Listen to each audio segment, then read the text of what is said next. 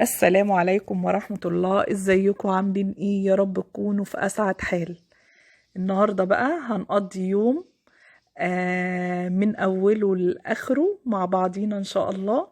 هنروح البحر وكمان هنخرج بالليل. وان شاء الله الفيديو يعجبكم.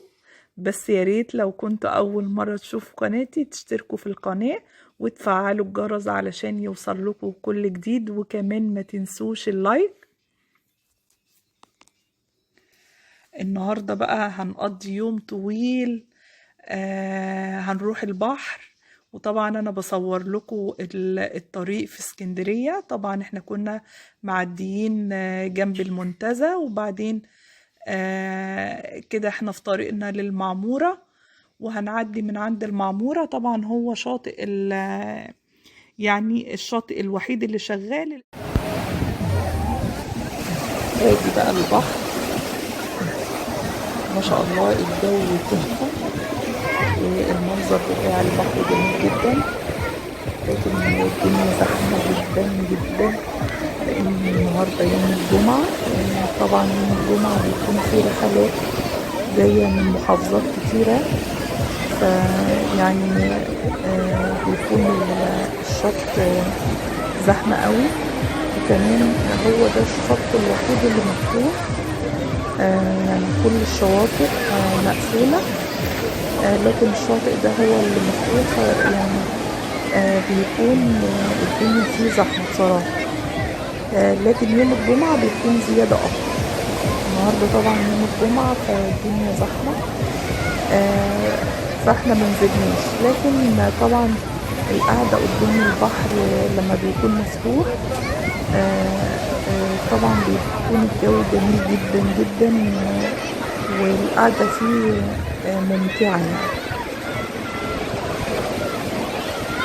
عايزة اقول لكم يعني ان احنا قعدنا حوالي ساعتين، والشمس كده قربت تروح، فاحنا قعدنا كمان نص ساعة ومشينا علشان الولاد حابين النهاردة يروحوا ملاهي المعمورة.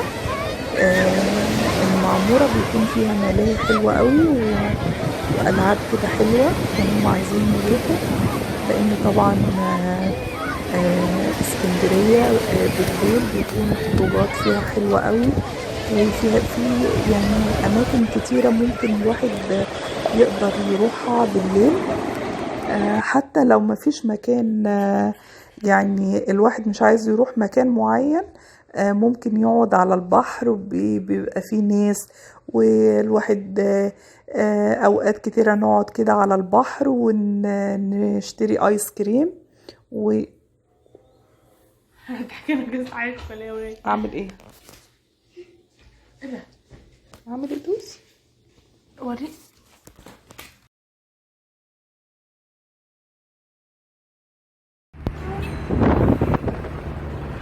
مشينا بقى من البحر وخلاص كده مروحين البيت. طبعا انا يعني بحاول اصور لكم الشوارع واحنا ماشيين بالعربية. بيكون الكورنيش جميل جدا بالليل برضو.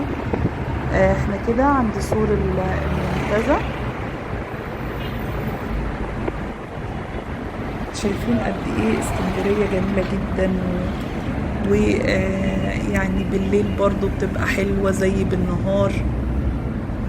في أماكن كتيرة يعني زي مرسى مطروح. لما بنروح بصراحة يعني ما بنعرفش نخرج بالليل قوي، بتكون المتعة كلها في البحر. لأن طبعا مرسى مطروح تحفة تحفة، بحرها جميلة جدا جدا، كلها أحلى من بعضها. الشواطئ بتاعتها كلها أحلى من بعضها. بصراحة بنستمتع بيها جدا في البحر بتاعها. لكن بالليل يعني مفيش خروجات كتيرة قوي، لكن اسكندرية بالليل جميلة وبنقدر نخرج فيها وكده. ادي الكورنيش، لسه ماشيين على الكورنيش. هنروح بقى البيت ونجهز نفسنا علشان ننزل ان شاء الله. الفيديو يعجبكم تستمتعوا بيه.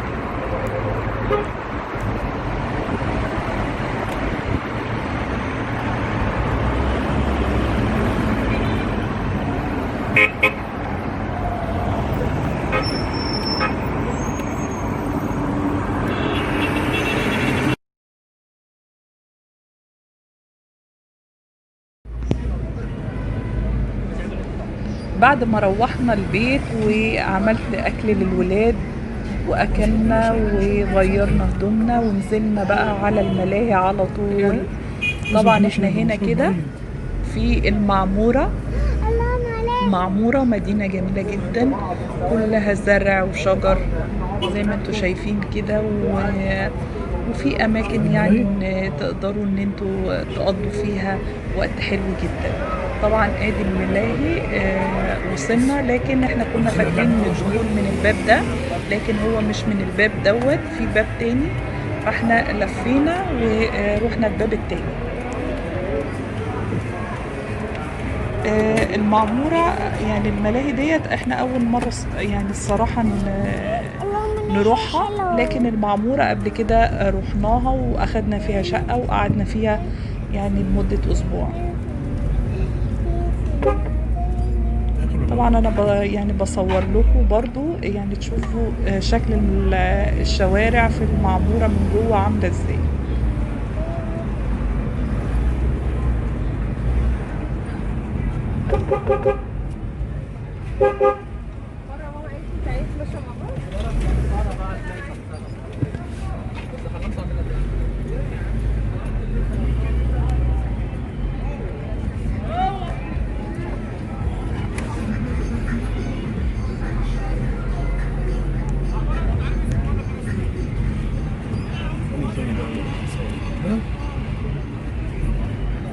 مش عمل منه فيه خالص انت. ها هو قال لي كده بس، قال لي الشارع الجاي.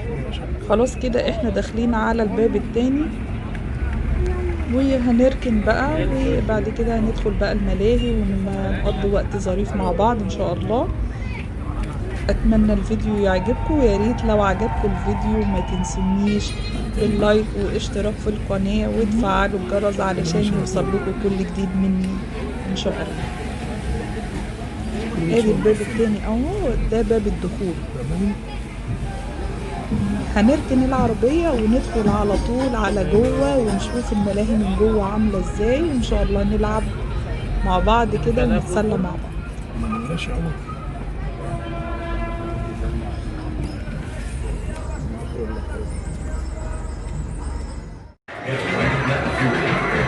اول بقى ما دخلنا من باب الملاهي اول لعبة قابلتنا هي كانت اللعبة ديت، وعمر وامنية قامت انها نركب اللعبة دي. طبعا انا كنت خايفة عليهم جدا وبقيت اقول لهم اقروا القرآن وايه يعني. خلاص هسيبكم بقى مع اللعبة وتشوفوا قد ايه هي كانت صعبة.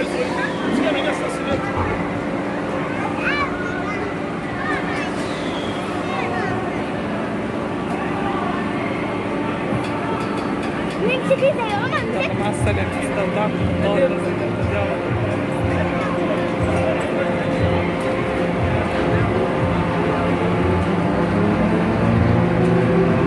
يلا انزلي يا روان، انزلي.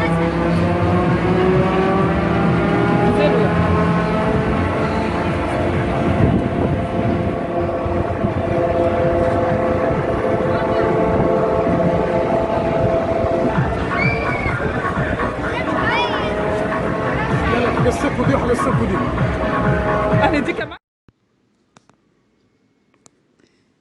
ادي اللعبة روان وجنى راكبينها. اللعبة دي برضو حلوة قوي ويعني ظريفة يعني، ولا منها للأطفال اللي سنهم صغير قوي، يعني هي وسط كده. فجنى وروان حبوا يركبوها فقلت لهم يلا اتكلوا على الله، اسرحوا يلا طيروا. طبعا انا عن نفسي بحب الملاهي جدا جدا يعني، مش قادرة اقول لكم يعني.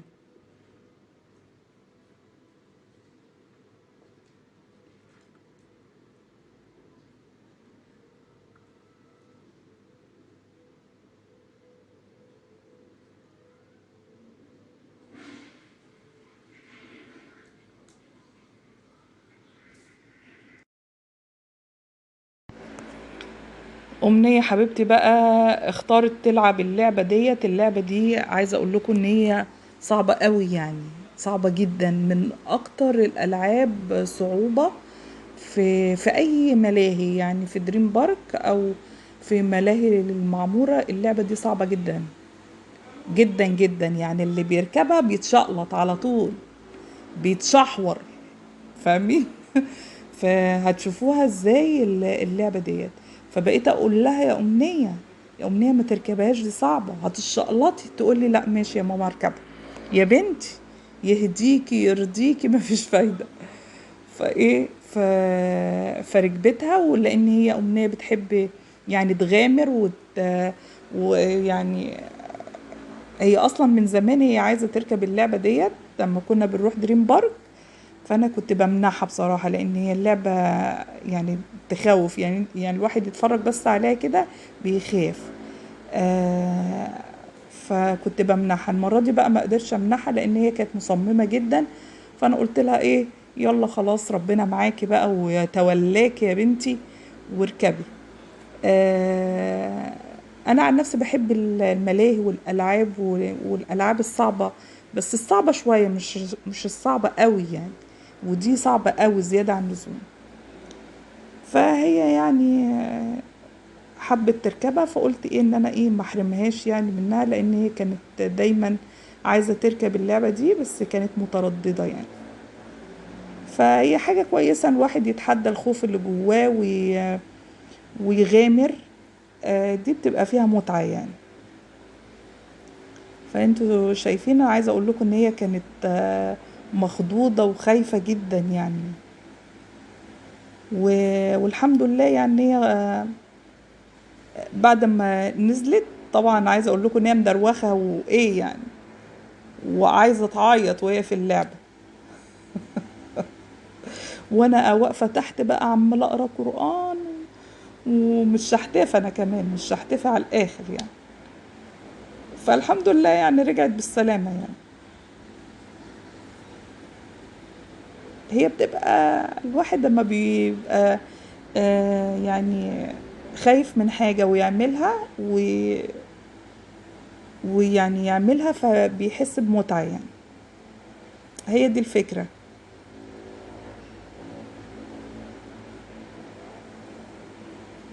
بس يعني هو كلهم يعني ركبوا واتبسطوا، ركبوا يعني لعبوا بالملاهي وركبوا ألعاب كتيرة و...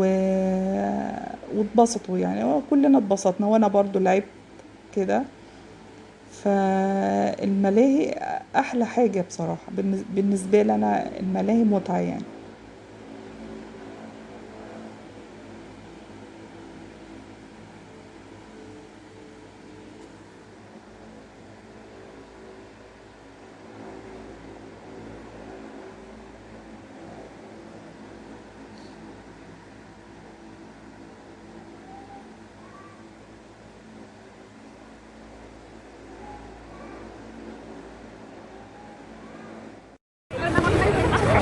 وادي اللعبة بقى، ده القطر بتاع الأطفال، مش القطر اللي هو قطر الموت ده اللي انتوا عارفينه، لا ده بتاع الأطفال. ده جنى وروان ركبوه، يعني لعبة بسيطة وحلوة يعني. ادي جنى وروان طالعين من العربية. ادي بقى اللعبة اللي انتوا شايفينها ديت، لعبة صعبة جدا جدا. عايزة اقول لكم ان اللعبة دي انا ركبتها، انا بذات نفسي ركبتها. مش عارفة ازاي اللي حصل، ان انا ما كنتش اركبها ولا اي حاجة. انا يعني كنت ايه مع الولاد، فأمنية وروان قالوا يا ماما احنا هنركب اللعبة ديت. قلت لهم دي صعبة، قالوا لا احنا ايه دي شكلها سهلة وايه وهنركبها. قلت لهم خلاص ماشي. فطلعوا اللعبة وقعدوا، وبعدين طبعا على بال ما العدد يكتمل للعبة ويشغلوها بيقعدوا كده مدة 10 دقايق كده. ففي الفترة ديت انا حبيت اطلع ابص عليهم واشوفهم عاملين ايه، خايفين مش خايفين كده يعني. فطلعت لقيت روان بنتي عمالة بتعيط. ايه يا روان؟ قالت لي لا انا مش هركب. قلت لها طيب ما تركبيش. طب ليه؟ قالت لي انا خايف. قلت لها خلاص مش طالما خايفة يبقى ما تركبهاش.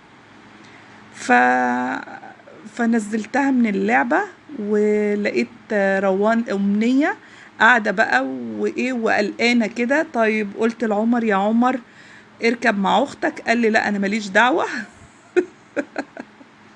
انا ماليش دعوة، انا مش عايزة اركب اللعبة دي. فطبعا علشان ما تخافش فانا قلت لها خلاص يا امنية انا هركب معاك. فركبت. عايزة اقول لكم ان اول ما اللعبة اشتغلت لقيت نفسي عمالة بتشاهد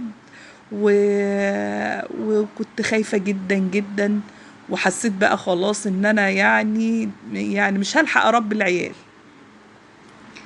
فبس ومدتها طويلة، يعني مدتها 10 دقايق.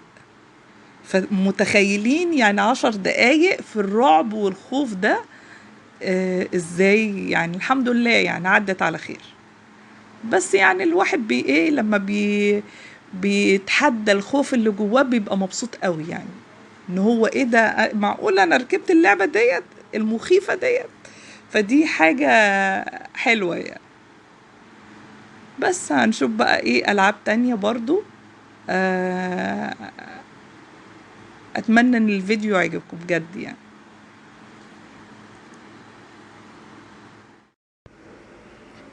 أمنية حبيبتي وروان اهم راكبين العربية. سواقة العربيات دي من اجمل الالعاب في الملاهي عامة. وعمر وجنى برضو معايا، وفريدة واقفة تاكل غزل البنات اهي، تفرج على اخواتها وانا معاها وباباهم واقفين مستنيين اللعبة اما تبتدي تشتغل.